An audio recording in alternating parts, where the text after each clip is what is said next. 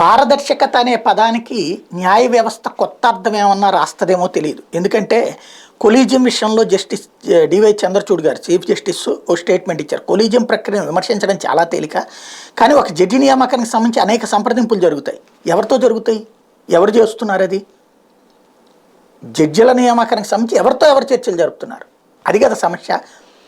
ఇందులో ప్రతి దశలోనూ ప్రక్రియ సరైన దిశలో కొనసాగేలా చర్యలు చేపడతాం. మరి సమాచార హక్కు చట్టం కిందకి ఎందుకు చెప్పట్లేదు అది సమాధానం?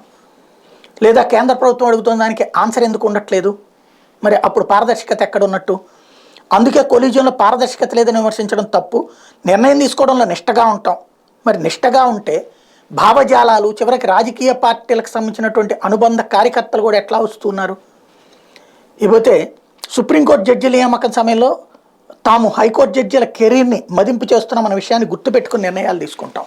మరి ఇన్ని వేల మంది ఇప్పుడు ఒక ఎంసెట్కి వెళ్తే ఇదిగో ఈ ర్యాంక్ వచ్చిన వాళ్ళకి ఈ అవకాశం, నీట్కి వెళ్తే ఈ ర్యాంక్ వచ్చిన వాళ్ళకి అవకాశం, ఎందుకు? ఈ ప్రతిభ ఆధారంగా జరిగింది. మరి వీళ్ళది ఎవరు గుర్తిస్తారు ప్రతిభ?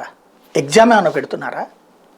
లేకపోతే దానికి సంబంధించి ఏదన్నా వేరే ప్రోటోకాల్ పెడుతున్నారు? ఒక మ్యాజిస్ట్రేట్ ఉద్యోగానికి కంపల్సరీ ఎగ్జామ్స్ పెడుతున్నారే, జిల్లా జడ్జిల దాకా ఎగ్జామ్స్ పెడుతున్నారే. బట్ హైకోర్టు సుప్రీంకోర్టు జడ్జిలకు వచ్చేటప్పటికి వీళ్ళు డిసైడ్ చేసిన వాళ్ళే కరెక్ట్ అని నమ్మేయమంటున్నారే. ఓ ప్రధానమంత్రి తనను తాను నియమించుకుంటాడా? ఒక రాష్ట్రపతి తనను తాను నియమించుకుంటారా? లేకపోతే ఒక పార్లమెంట్ సభ్యుడు తనను తాను ఎన్నుకుంటాడా? లేకపోతే 10 మంది పార్లమెంట్ సభ్యులు కాబట్టి కలిసి కొత్త పార్లమెంట్ సభ్యుడిని ఎన్నుకుంటారా? 10 మంది ఎమ్మెల్యేలు కలిసి కొత్త ఎమ్మెల్యేని ఎన్నుకుంటారా? వాళ్ళు ఎవరికి లేదే రాజ్యాంగంలో. మరి ఒక్క సుప్రీంకోర్టుకి ఎక్కడి నుంచి వచ్చింది? ఈవెన్ కోర్టులు కూడా లేదే గతంలో.